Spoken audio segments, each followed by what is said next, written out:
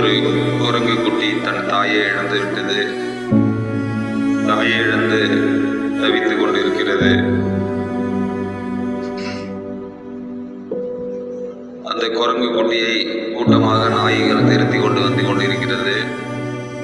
அந்த கூட்டத்தில் ஒரு நாய் மட்டும் அந்த குரங்கு குட்டியை கடிக்காமல் அரவணைத்துக் கொண்டது.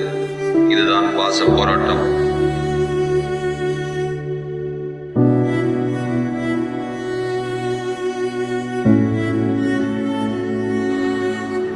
இந்த பாச போராட்டம் மிகவும் கண்கொள்ளா காட்சியாக இருக்கிறது ஐயா. எல்லா நாய்களும் கடிக்க வருகிறது, திருத்தி கொண்டு வருகிறது.